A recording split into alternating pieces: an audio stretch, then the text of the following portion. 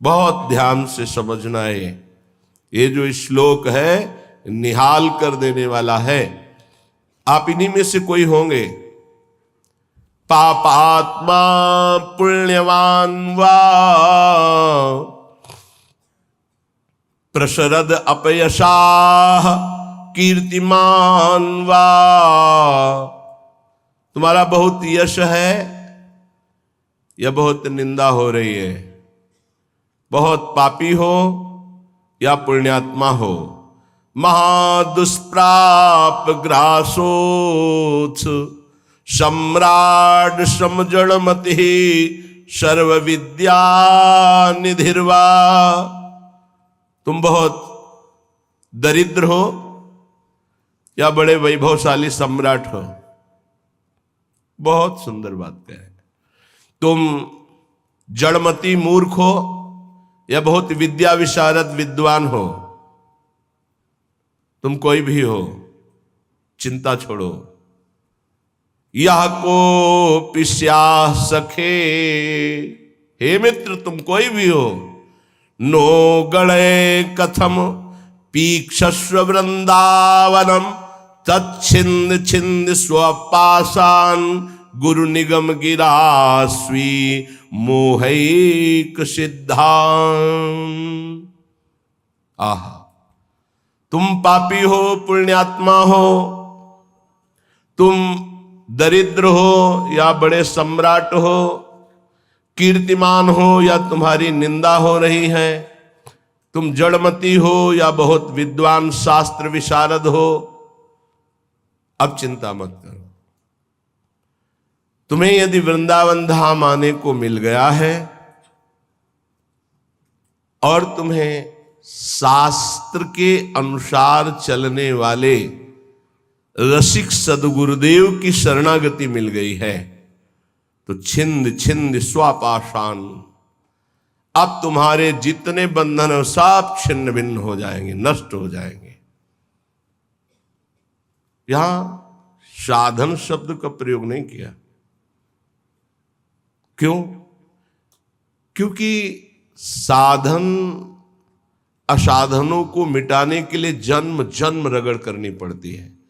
भगवान आद्य गुरु शंकराचार्य जी ने कहा है कि 1000 जन्म साधना के बाद मुमुक्षता प्रकट होती है।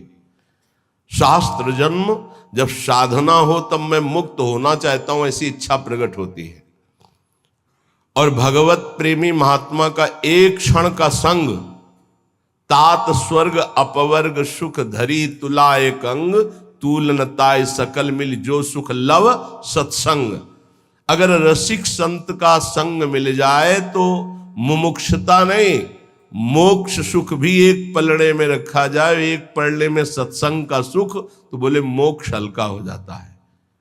क्योंकि सत्संग से सीधे प्रेम की प्राप्ति होती है, आत्मरति प्रभु रति। रसिक महापुरुष का हृदय हर समय आनंद की उफान में रहता है। जब आनंद की कमी होती तो दूसरों से सुख लेने की वासना जागृत होती है। जब आनंद की उफान होती तो दूसरों को सुख देने की भावना जागृत होती, जिसे तत्सुख भाव कहते हैं। ये रसिकों में सिद्ध है। ये तत्सुख भाव सुख देवे को चाव चित सबसो हित निष्काम या सुधर्म हरिवंश को नाम गिरा विश्राम। जो निरंतर नाम और वाणी में रत हैं, ऐसे रसिकों के हृदय में करुणा आनंद की उफान आती रहती है। तो कोई चाहे जितना पतित हो या पुण्यात्मा हो, दरिद्र हो या महाराजा हो, विद्वान हो या मूर्ख हो, सबको परम प्रेम प्रदान करने की सामर्थ्य रसिक सदगुरुदेव के चरणों में है।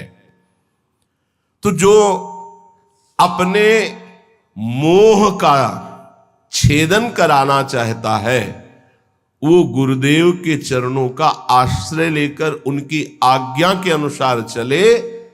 गुरुदेव कैसे? बोले गुरु निगम गिरास, जो शास्त्र मर्यादा से सिद्ध हुए हैं। मनमानी आचरण करने वाला, शास्त्र विरुद्ध आचरण करने वाला साधक नहीं होता, फिर सिद्ध कैसे हो सकता है? सिद्धों में कुछ दिव्यताएं होती हैं जो समझ के परे होती हैं। वो हमारी मानुषिक बुद्धि नहीं है, वो दैवी संपदा का सिद्ध महापुरुष, उसकी कुछ ऐसी चेष्टाएं हो सकती हैं जो बालवत या पागलवत दिखाई दे सकती है, लेकिन बहुत ऊंचे में है, जहां कोई कर्म छू नहीं सकता, जहां कोई विषय स्पर्श नहीं कर सकता, जहां किसी भी तरह के बंधन का कोई भी हेतु नहीं रह गया है, वो ऐसी स्थिति होती है। बोले उनके आज्ञा अनुसार अपने जीवन को चलाना, ये इसलिए शर्त गुरुदेव में भी रखी गई है। तस्मात् शास्त्रम प्रमाणम थे। कोई भी ऐसा साधक नहीं जो सिद्धावस्था की तरफ गति कर रहा हो, शास्त्र विरुद्ध आचरण करके सिद्ध हो जाए असंभव, तो फिर गुरुदेव कैसे ऐसे हो सकते हैं? ये इसलिए शर्त रखी गई कि प्रायः हम जहां किसी की बड़ाई सुनते हैं, थोड़ी बात सुनते हैं, हम गुरु बना लेते हैं। नहीं बनाना चाहिए। गुरु बनाने के लिए बहुत रुकना चाहिए। वर्ष 2 वर्ष कम से कम सत्संग सुनो, किसी और से नहीं, अपने हृदय से जांचो, किसी और से नहीं, क्योंकि और की मति किस कोटि की है वो आपकी बुद्धि को भ्रष्ट भी कर सकती है, आपकी बुद्धि को फंसा भी सकती है। कैसे? उसने अपने गुरु को प्रभु माना है और वो कहेगा मेरे गुरु से बढ़कर कोई नहीं, और ऐसा है, उसका कल्याण हो जाएगा उस भाव से। लेकिन आप बौद्धिक स्तर के तर्क भी करने वाले हैं, तो आप अपनी बुद्धि से गुरु को पहचानिए। कोई कह रहा है कि पाखंड है, ये उसकी बुद्धि का है, आप अपनी बुद्धि से निर्णय कीजिए। किसी की श्रद्धा और किसी की अश्रद्धा से अपने हृदय में कोई फर्क नहीं पड़ना चाहिए। स्वयं निर्णय करना चाहिए भगवान को साक्षी करके कि हे प्रभु सच्चिदानंद, आप मेरे हृदय को जानते हैं और सामने बैठे हुए हृदय को जानते हैं, तो नाथ मेरे सदगुरुदेव के रूप में आप कहाँ हैं, कौन हैं, मुझे परिचय दीजिए, तो प्रभु आपका संबंध करा देंगे। अभी एकांतिक में एक भक्त ने प्रश्न किया, बोले आपके प्रवचन सुनते हैं तो एकदम विरुद्ध गुरुजी के वचन लगते हैं, गुरुजी के वचन जब सुनते हैं तो आपके विरुद्ध लगते हैं, तो हम कहा निर्णय करो आप कि किसके वचन सत्य हैं। तो बोले जब इधर का सत्संग हम सुनते हैं तो लगता है नहीं, जीवन का लक्ष्य भगवत प्राप्ति, तो गुरु पे श्रद्धा होती है, मुझे क्या करना चाहिए। साधक फंस जाता है, उसको लगता है, वो खुद बोला, मुझको लगता है यदि मैं शास्त्र विरुद्ध चलता हूं तो जीवन बर्बाद होता है गुरु की बात मान के, और यदि आपकी बात मानता हूं तो गुरु का अपराध लगता है, क्या करूं? नहीं, डरने की जरूरत नहीं। गुरु बलि तजेऊ कंत ब्रज बनितन भे मुद मंगलकारी। गोस्वामी तुलसीदास जी बड़े सिद्ध महापुरुष हैं। भे मुद मंगल, वो स्वयं मंगल नहीं, दूसरों का मंगल करने वाले बन गए। भगवत प्राप्ति नहीं तो जीवन का लक्ष्य क्या है? क्या लक्ष्य है? केवल विविध प्रकार के भोग विलासिता पूर्ण संसार को सत्य मानकर भोगना? नहीं नहीं नहीं, बिल्कुल भुलावा, बिल्कुल भुलावा। हमें भूल भुलैया में नहीं फंसना। कभी कभी माया के पार्षद भगवान के पार्षद का रूप रख करके आते हैं, हमें ठग करके भूल भुलैया में लगा देते हैं। नहीं, सदगुरु भगवान श्री कृष्णचंद्र जो हैं, हम उनसे प्रार्थना करें कि यदि प्रगट में गुरुदेव की जरूरत है तो आप मुझे बताओ कहाँ प्रकाशित हो, या तो उनसे मुझे मिला दो या उनको मेरे पास भेज दो।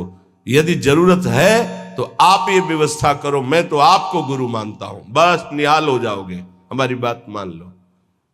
श्रीपाद कह रहे हैं, रसिक सदगुरुदेव के चरणों का आश्रय लेकर स्वयं मोहिक सिद्धांत, अपने मोह का नाश कर दो, देह की प्रियता, देह के रिश्ते नातों का, तो सिद्धांत तुम्हारे अंदर सिद्धावस्था आ जाएगी।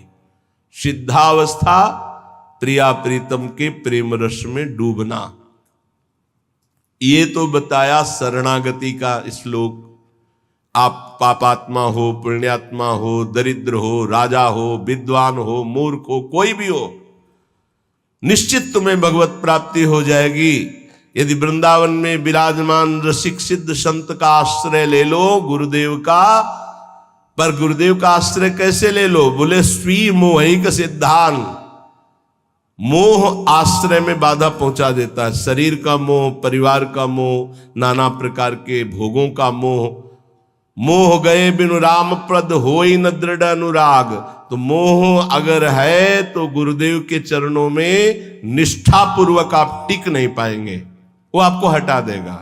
और अगर गुरुदेव की निष्ठा में टिक गए तो मोह का नाश हो जाएगा।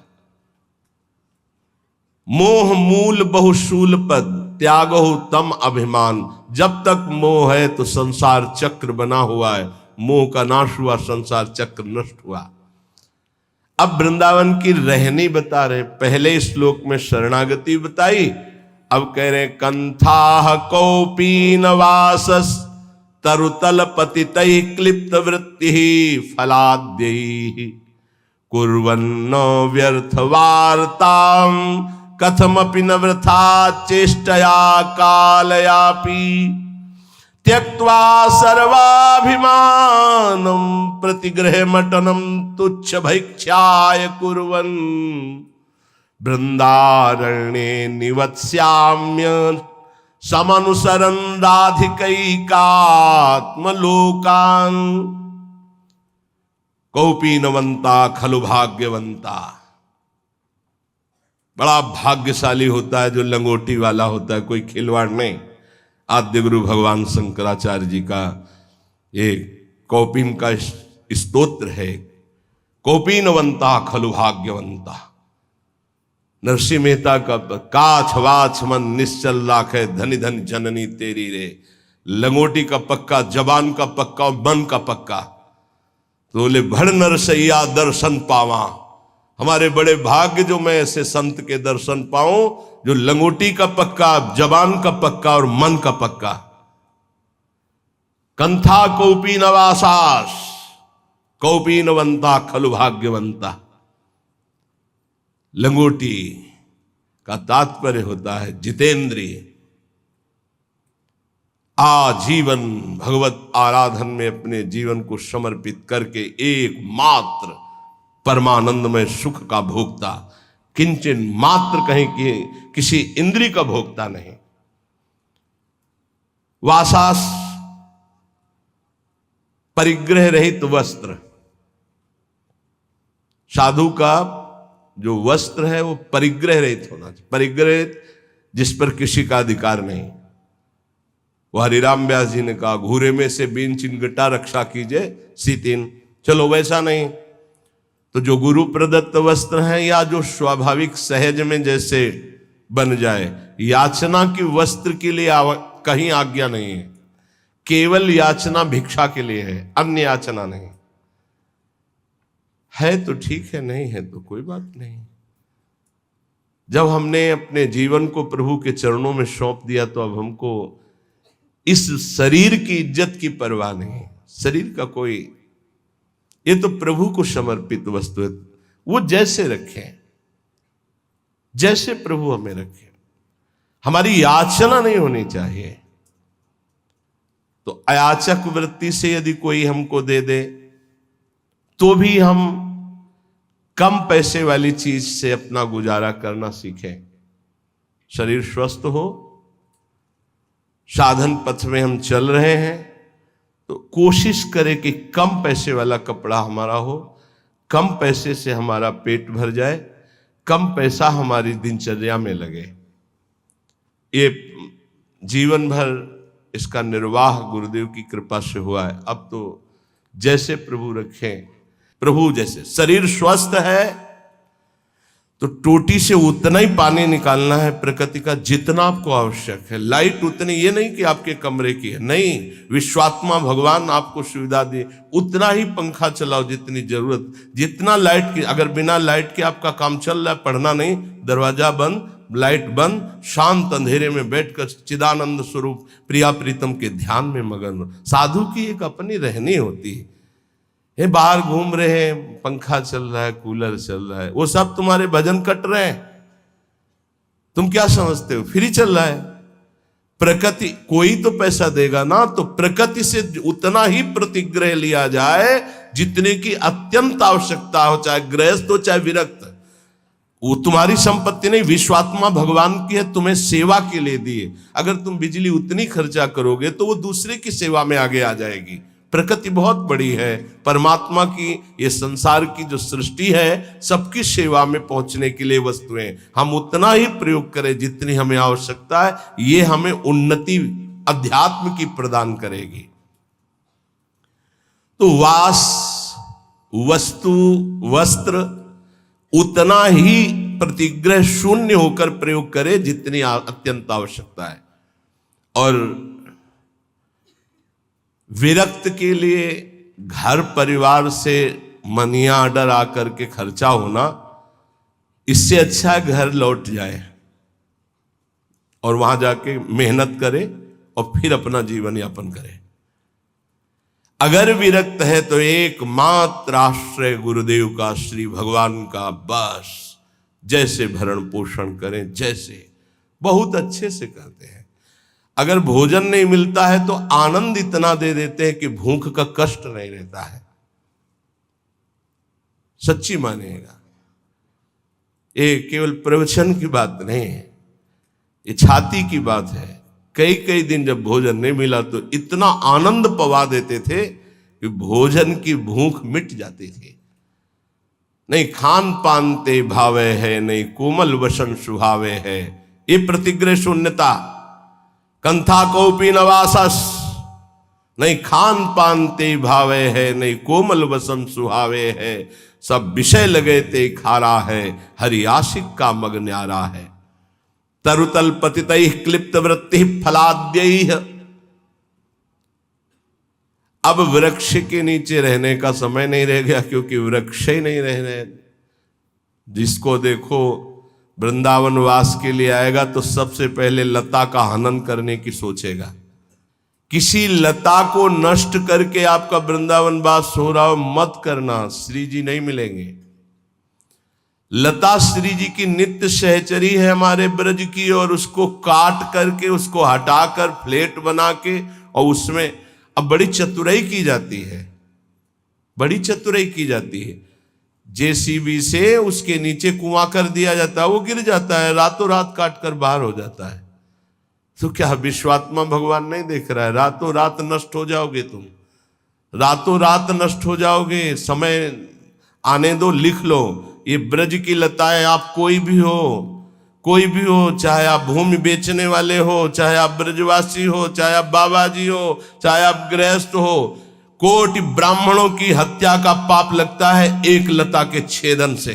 हरिराम व्यास जी ने कहा है ये ब्रज की लताएं हैं, ये अज्ञान के कारण जानते नहीं, ब्रज की लताओं का नाश कर देते हैं। नहीं, ये लताएं बड़े बड़े परमहंस भजनानंदी ब्रह्म ऋषि की हत्या करने का जितना बड़ा दंड मिलेगा, उससे कई गुना बढ़कर दंड मिलेगा। वृंदावन की लता सम कोटि कल्प तरुणाएं, रज की तुल वैकुंठ नहीं और लोक की माएं। एक बार वृंदावन की लता से रो के देखो क्या प्रदान करती है। एक बार वृंदावन की लता को राधा नाम सुना के देखो कितनी करुणा बरसाती है। ऐसी लताएं जिनकी प्रिया प्रीतम के द्वारा दुलार वृत्ति होती है। राधा करावचित पल्लव वल्लरी के, स्वामिनी जी की कृपा दृष्टि से सींचे गए, स्वामिनी जी के कर कमल से दुलराए गए ये वृंदावन की लताएं हैं, वृक्ष हैं। धिक्कार है हमारी बुद्धि को, चंद रुपयों के लिए आज हम लताओं का छेदन कर रहे हैं। बड़ा सुंदर पीपल का वृक्ष था, रास्ते में आते थे, बड़ा सुंदर बट वृक्ष। हमें लगता है कम से कम 300 वर्ष पुराना नीम का पेड़। ऐसे गए, अब कुछ बस नहीं चलता, कुछ बस नहीं चलता। हरिराम व्यास जी आज के 500 वर्ष पहले लिखे थे कि वृंदावन मथुरा कट रहा है, मुझे बर्दाश्त नहीं हो रहा। कट रहा है मतलब लताएं, मानसरोवर में इतनी लताएं थी। आज के 25 वर्ष जो दर्शन किए, कुंज की कुंज, कहीं घुस के बैठो, रो प्रिया प्रीतम के लिए, ऐसा वातावरण। अब वही संगमरमर, वो रज नहीं ढक दी गई, लताएं काट दी गई, संगमरमर बिछ गया, बोले उन्नति हो गई। हमारे ब्रज की उन्नति संगमरमर से नहीं है, रज और लताओं से है। ये रोड से उन्नति नहीं है, रज और लताओं से उन्नति है। जब हम परिक्रमा में लौटते तो जो ब्रह्मानंद मिलता है, वो पद्मासन लगा के बैठने से नहीं मिलता, ध्यान रखना। बड़े बड़े महापुरुषों को देखा। अब रज रानी के दर्शन मिलना दुर्लभ है। हर जगह व्यवस्था ऐसी, छू न जाए रज, जिससे कल्याण होना है, जिससे परम पद मिलना है। बोले त्यक्त्वा सर्वाभिमानम प्रतिग्रह मटनम तुच्छ भैक्ष्याय कुर्वन। अगर प्रिया प्रीतम के प्रेम रस को प्राप्त होना है तो तुम्हारे प्रसाद में श्री जी का भोग प्रसाद तो हो ही, ब्रजवासियों का टुकड़ा जरूर हो। ये हम सिद्ध महापुरुषों की बात कहते हैं, गुरुदेव के श्रीमुख की बात कहते हैं, अपने हृदय की बात कहते हैं। गुरुदेव ने कहा नीलांबर पीतांबर उसी के नेत्रों में झलकता है जिसके प्रसाद में ब्रजवासियों का टूक होता है। बड़े बड़े महापुरुषों ने ब्रजवासियों के टूक की महिमा गाई है और ऐसे आदेश दिए हैं कि यदि वो बच्चे को सौंचा कर बिना धोए उसी हाथ से रोटी दे रही तो दोष दर्शन मत करना, उस रोटी को ले लो और धो करके पालो, तुम्हें प्रिया प्रीतम की प्रेम प्राप्ति होगी। बहुत सिद्ध जन है ये जो ब्रजवासी जन है, सच्ची मानिए। ये इनको गृहस्थ मत जानिए, इनको साधारण मत जानिए, असाधारण है। इन्होंने बहुत भजन किया तब जाके ब्रज में सीधे माँ के गर्भ से इस रज में प्रकट हुए हैं। और उनके घरों के जो टूक है उनमें बड़ी सामर्थ्य है प्रेम प्रदान करने की। लेकिन वो आदेश दे के मंगाने वाले से नहीं, उनके दरवाजे पे जाकर के उनके टुकड़े मांग कर खाने के। त्यक्त्वा सर्वाभिमानम प्रतिगृह मटनम तुच्छ भैक्ष्याय कुर्वन। हमें जो अपमान ब्रजवासियों के दरवाजे में मिलता है वो जानते हो क्या करता है? हमारे प्रारब्ध का नाश करके, हमारे अहंकार का नाश करके प्रिया प्रीतम की प्राप्ति कराता है। पक्का डरो मत, जब ब्रजवासी गाली दे अपमान दे तो छाती फुला लो कि आज हमारे बहुत बड़े प्रारब्ध का नाश होगा और प्रिया प्रीतम के मिलने का संयोग बन रहा है। बात हमारी मान लीजिए, पक्की बात आपसे कह रहे हैं। त्यक्त्वा सर्वाभिमानम प्रतिगृह मटनम तुच्छ भैक्ष्याय कुर्वन।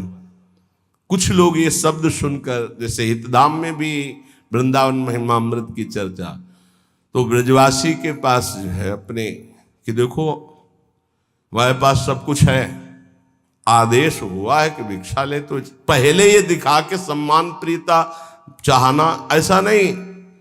त्यक्त्वा सर्वाभिमानम प्रतिग्रह मटनम तुच्छ भैक्ष्याय कुर्वन। अपने को तुच्छ समझकर, सब अभिमान त्याग कर ब्रजवासियों के प्रत्येक दरवाजे पर जाकर राधे श्याम। प्रत्येक दरवाजे का मतलब आज इन 5 घरों में तो कल उन 5 घरों में नहीं, दूसरे 5 घरों में परिचय न बनने पावे। तुच्छ भैक्ष्याय कुर्वन। कुर्वन न व्यर्थ वार्ताम, कभी बेकार 1 मिनट भी न जाने पावे। कथमपि ना वृथा चेष्टया कालयापि, कोई भी 1 मिनट व्यर्थ के कार्यों में न जाने पावे। भिक्षान्न पाना, लंगोटी वाला बनना अर्थात जितेंद्रीय भाव रखना, वास और वस्त्र की याचना न करना, प्रभु जैसे जहां रखे वैसी व्यवस्था में रहना, उदर पोषण में भिक्षान्न जरूर होना चाहिए ब्रजवासियों का। और वो टूक अभिमान रहित होकर जो मांगा गया है, तो वृंदारण्ये निवत्स्याम मनुशरन राधिकैकात्मलोकान। वो वृंदावन में प्रिय प्रेमियों का अनुसरण करते हुए श्री किशोरी जी को अपने हृदय में देखता है। पहले साक्षात्कार यहां होता है किशोरी जी का। श्री राधिका स्फुरत में हृदय केल सिंधु, श्री राधिका स्फुरत में हृदय केल सिंधु। नारायण या गौर श्याम को हृदय निकुंज, बस पहले इस निकुंज में दर्शन, फिर जब आंख तब दिखाई देता है बाहर। पहले अंदर, अंदर के नेत्र, हृदय के नेत्रों में पहले प्रियालाल का साक्षात्कार होता है, तो वही हृदय के नेत्र बाह्य नेत्रों में प्रकाशित होते हैं, तो जिधर देखता है जुगल जोरी का साक्षात्कार होता है। आपका नाम मिल गया, आपका परिचय मिला, आपका धाम मिला, आपकी शरणागति मिली, हमारी तो बन गई, बन जाएगी नहीं, संशय मत रखना, हमारी बन गई। नहीं, हमसे गलती होती है तो तो नेकहु नरिस कहूँ भूलिहु न होत सखी। हे सखी, हमारी स्वामिनी जी को कभी गुस्सा नहीं आता, पर हाँ उद्दंडता करोगे तो लालजू महाराज हैं, वो शासन कर सकते हैं, पर आपके कल्याण में कोई बाधा नहीं पहुंच सकती, क्योंकि जहां श्री राधा वहां कदापि कोई बाधा नहीं।